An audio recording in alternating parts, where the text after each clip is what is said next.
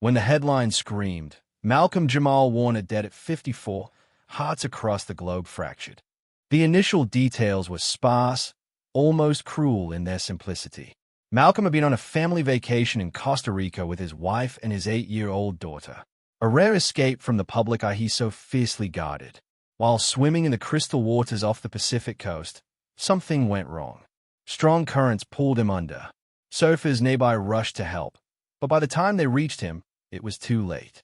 His body was recovered about 20 minutes later. Lifeless but intact. CPR was performed, but the ocean had already claimed him. Friends, colleagues, and fans took to social media within hours. The world mourned the man they had watched grow from Theo Huxtable into a poetic, dignified, and deeply respected artist. While the world lit candles, replayed old episodes of The Cosby Show, and struggled to accept the sudden death of the beloved actor, his own mother remained completely silent until now. In a revelation that left even his closest friends in tears, Pamela Warner has finally broken her silence. And what she revealed has shocked everyone. Not just how he died, not just what really happened that morning in Costa Rica, but what he told her just hours before his death. His final words, his private fears, his last promise, and most heartbreaking of all, the thing he begged her not to tell the world unless he never came back. This isn't a typical celebrity tribute. This is a mother's raw truth. A story filled with secrets that were never supposed to be told. Why did Malcolm-Jamal Warner keep his marriage and daughter hidden from the spotlight for years? Why did his mother say, "I knew he was going to die that day before the accident even happened"? And what chilling detail about the ocean itself did she share that left everyone in the room frozen in silence? If you think you know the full story of Malcolm-Jamal Warner's final days, think again, because his mother's confession changes everything. Watch until the very end, because what she says in her last words will stay with you forever. Malcolm-Jamal Warner was born on August 18, 1970 in Jersey City, New Jersey. His mother, Pamela Warner, raised him as a single parent after separating from his father. She chose the name Malcolm-Jamal to reflect a sense of cultural pride and strength, drawing inspiration from figures like Malcolm X and jazz pianist Ahmad Jamal. When Malcolm was still a child, Pamela moved with him to Los Angeles, where she supported his growing interest in the arts. Despite working multiple jobs, she made time to enroll him in acting classes and community workshops. By the age of 9, Malcolm had begun acting, and Pamela, deeply committed to his future, became his manager.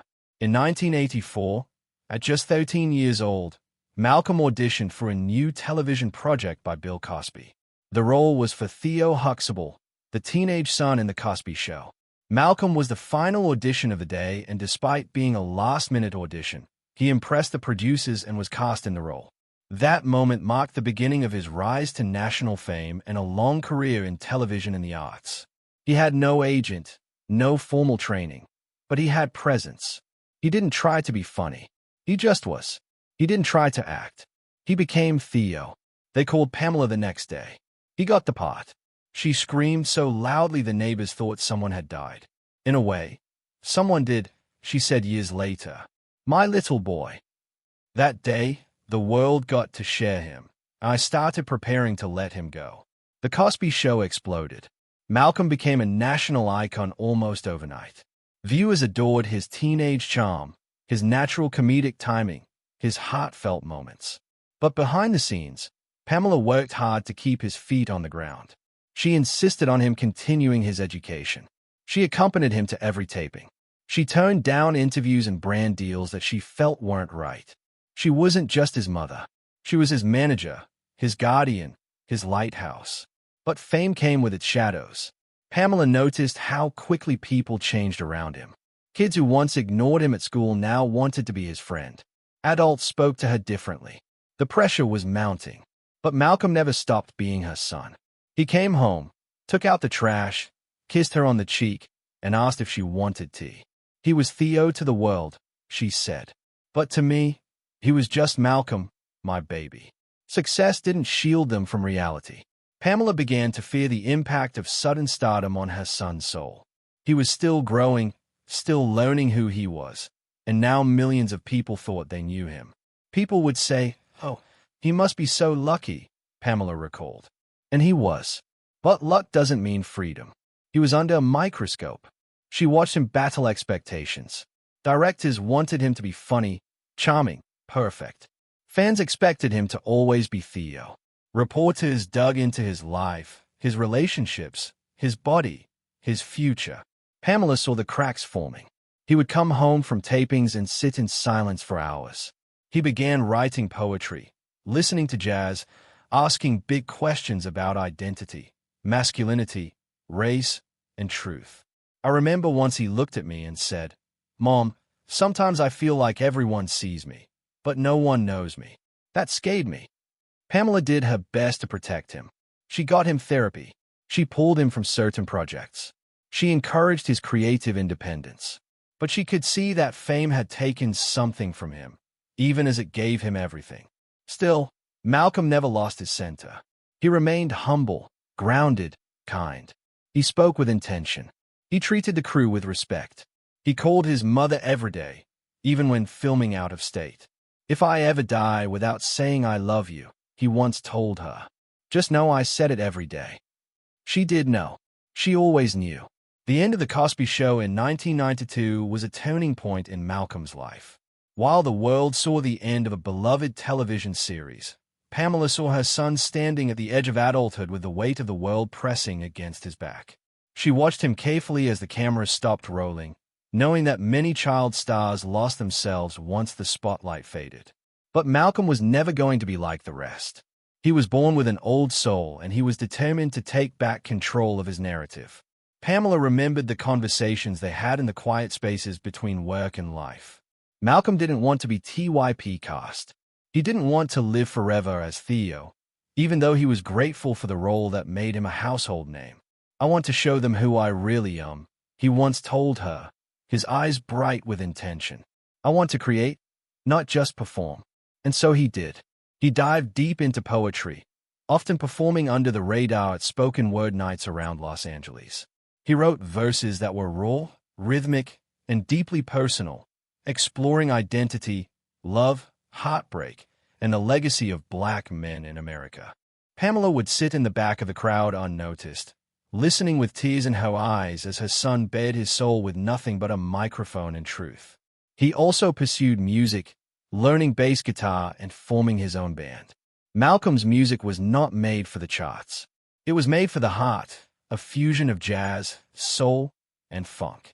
His albums didn't sell millions, but they were crafted with passion and depth. Pamela proudly played them at family gatherings and even kept a framed vinyl of his first record on her mantle. He had nothing to prove, she often said, only something to share. Malcolm also ventured behind the camera, directing episodes of television and creating thoughtful projects that gave platforms to voices often overlooked. He was respected not just as an actor, but as a thinker, a creator, a builder. Through it all, Pamela watched the boy she raised evolve into a man who knew who he was. Not perfect, not invincible, but authentic. He was never chasing fame. She said he was chasing meaning. There was one thing Malcolm kept fiercely guarded: his private life. While the world speculated, Pamela remained one of the few people who truly knew the whole story. Malcolm had quietly married a woman he adored, a woman he deliberately kept away from the flashing cameras. The identity of his wife was not public knowledge, and it stayed that way because that's what Malcolm wanted. He didn't want his love story to be for public consumption. Pamela said he wanted to protect her and protect their daughter. Their daughter, now 8, had become the center of his universe. Pamela spoke about the day he called her years ago and told her he was going to be a father. She remembered the nervous tremor in his voice, the same kind he had when he first told her he got the part on The Cosby Show. But underneath that tremor was a pride so radiant it nearly sang through the phone. "You're going to be a grandma," he said, laughing softly. Pamela wept that night, not because she was scared, but because she knew that her son, this boy she raised with aching hands and sleepless nights, was about to step into a role even greater than any he had ever played: fatherhood. She saw the way he transformed, the way he held his daughter, the way he read her bedtime stories with the same warmth she once gave him. He cooked for her. He played her songs on his bass. He taught her how to express herself with art. Malcolm didn't just raise his daughter. he cherished her. Pamela adored watching him with her granddaughter. He was so gentle with her, she recalled. He told me he wanted her to grow up knowing she was enough, just as she was. The little girl had inherited her father's curious eyes and thoughtful silence, and she loved her grandmother, calling Pamela Nana Pam with a giggle that melted hearts. The family, while out of the spotlight, was close. They celebrated holidays together. Pamela would sometimes stay over for days, helping with school projects, baking cookies, and reminiscing. Those memories, those simple, beautiful moments, are what now haunt her the most. It was July 18th, 2025, 2 days before the tragedy, when Pamela received what would be the last phone call from her son. He was calling from Costa Rica, his voice full of joy. "Mom, this place is magical," he said. She could hear the ocean in the background, the wind brushing softly through the phone. His daughter was laughing in the distance. His wife was nearby calling him to join them for dinner. It was the kind of conversation you have when life feels full and perfect, when nothing seems capable of going wrong. He told her about the beach, about the monkeys in the trees, about the mangoes so ripe they practically fell into your hands. He said he felt rested, at peace. "It's like I've been waiting my whole life to breathe this kind of air," he told her. They talked for nearly 20 minutes. He asked how she was feeling. He reminded her to take her medication. He promised to send photos soon. At the end of the call, Pamela told him she loved him. He said it back 3 times. "I love you, Ma. Always." That was the last time she heard his voice. He sounded so happy, Pamela said. So present. It didn't feel like a goodbye. It felt like a beginning. In the days that followed, she would replay that conversation in her mind 1,000 times. Every word, every pause, every laugh, and the silence after it ended. July 20th, 2025 began like any other sunny morning on the coast of Costa Rica. The Warner family had spent several days in a private villa near Playa Hermosa, a stretch of sand known for its quiet beauty and mild waves. That morning, Malcolm decided to take his daughter for a swim before breakfast. The sun had just crept over the horizon, casting golden light across the waves. It was supposed to be another peaceful moment, just father and daughter floating in the sea. But the ocean can be deceiving. What looked calm on the surface concealed a rip current beneath. They waited in. Pamela would later learn that Malcolm held his daughter's hand the whole time. But within minutes, the pull of the tide grew stronger. He was caught in it. She screamed. He pushed her forward, shouting for her to swim to shore. And she did, frantic and terrified, while the current pulled him deeper. Nearby surfers noticed what was happening. They paddled furiously toward him. By the time they reached Malcolm, he was unconscious, floating face down. They brought him to shore. CPR was performed by locals and tourists. Emergency responders arrived, but it was too late. He had been under too long. Pamela got the call that afternoon. She was in her kitchen peeling apples for a pie her granddaughter liked. Her hands were sticky with sugar and cinnamon. The phone rang. It was her daughter-in-law. The voice on the other end was screaming, gasping, sobbing, words stumbling over each other like falling rocks. "He's gone, Mom. He's gone." Pamela dropped the knife. The apples spilled onto the floor. The world blurred. Pamela couldn't speak. Not to anyone, not even to herself. For the first few days after Malcolm's death, she moved like a ghost. Friends came over. Family members wept beside her. Journalists camped outside her home waiting for a statement. But she gave none, not because she was hiding, but because she couldn't find her voice. She sat in Malcolm's old room, now turned into a guest room, and stared at the ceiling. She didn't eat. She didn't sleep. Every moment was a memory. The scraped knee she had kissed. The report cards he had proudly shown her. The graduation suit she had pressed. The Grammy speech he almost gave but never wrote.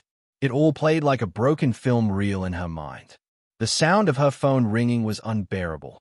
Each vibration reminded her that the world expected something from her, but she had nothing left to give. "I wasn't ready to talk about him like he was gone." She said, "I needed to believe he was just away somewhere, that he'd call, that he'd walk through the door." She watched old episodes of The Cosby Show on mute, not to hear his voice, but just to see his face moving, alive, smiling. She would place her hand on the screen and whisper, "Come back." 11 days passed before she opened her mouth to speak a word about her son publicly. 11 days of haunting silence. 11 days of grief she would carry for the rest of her life. Malcolm's funeral was held in a private ceremony attended only by family and a handful of close friends. It was not a celebrity event. There were no flashing cameras, no press releases, just a small chapel filled with roses and tears. Pamela walked into the room on her son's arm, the arm of a man she had raised who was now gone. He was laid in a dark wood casket lined with silk, dressed in one of his favorite suits. A photo of him holding his daughter stood beside the altar. When it came time to speak, Pamela stood at the pulpit, her hands trembling. "My son was not a perfect man," she said, her voice barely a whisper, "but he was a perfectly loving one." She talked about his poetry, about how he once stayed up all night helping his daughter build a science project, about how he sent her flowers on her birthday every year without fail. She spoke of the quiet moments, the things no one ever saw. Then she looked at the crowd and said, "I carried him once inside me. Now I carry him inside my heart forever." There wasn't a dry eye in the room. Outside, fans gathered to pay their respects, holding signs and candles. Some sang, some wept, some simply stood in silence. The pain was global, but no one felt it more deeply than the woman who brought him into the world and had to be the one to say goodbye. The morning of July 31st, 2025 was unusually quiet. After nearly 2 weeks of silence following Malcolm-Jamal Warner's tragic passing, the world had grown used to the absence of his mother's voice. Fans speculated, journalists waited, but Pamela Warner had refused to speak until that morning. She didn't choose a press conference. She didn't arrange for cameras or microphones. Instead, she invited one trusted local journalist, someone who had known Malcolm as a child, to sit with her in her living room. The interview would be transcribed and released online with Pamela's full permission, but no live feeds, no rehearsals, just one grieving mother, a recorder on the coffee table, and her truth.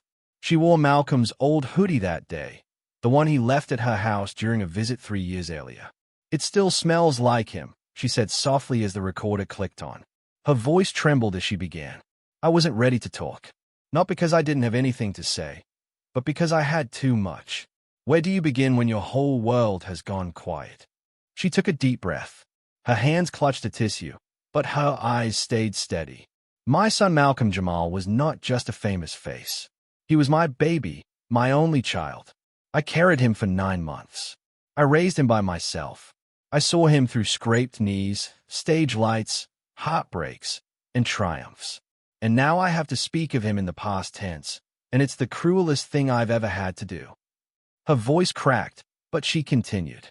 She spoke of the boy who asked deep questions before he could spell his own name. The boy who sang to his toys, the teenager who bought her flowers from his first paycheck, the man who held his daughter like the most delicate thing in the world. "I know the world loved him as Theo," she said, managing a tearful smile. "And I'm so grateful for that. But to me, he was always just Malcolm, the boy who asked me to check under his bed for monsters, even when he was 11.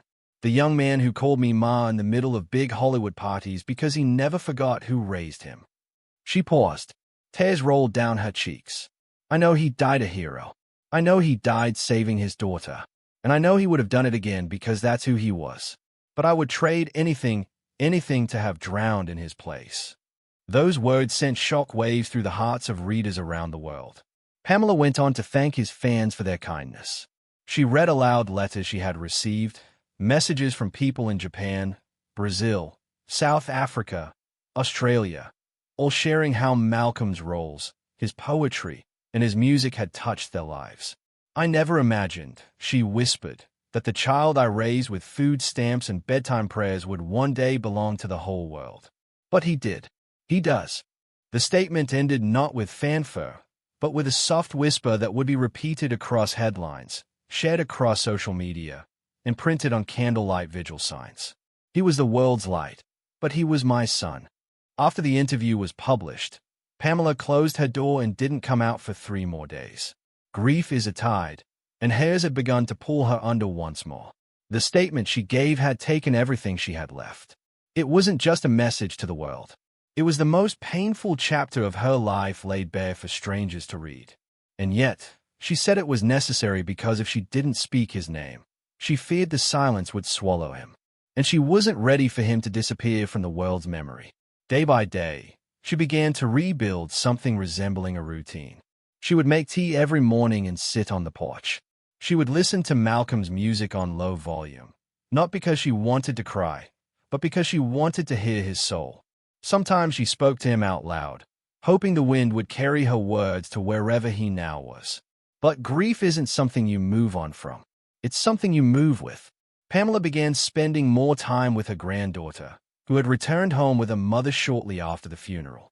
The little girl didn't fully understand the weight of what had happened, but she understood enough. She knew her daddy was gone. She knew Nana Pam was hurting, and she knew, in the way children always do, how to love without needing to fix anything. They would sit together in the living room, drawing pictures, watching old movies, or simply holding hands. One afternoon, the little girl brought her a piece of paper with a crayon drawing on it. It showed 3 stick figures, a man, a little girl, and an older woman. Above them, in the blue sky, was a sun with a smiling face. "That's Daddy," she said, pointing at the sun.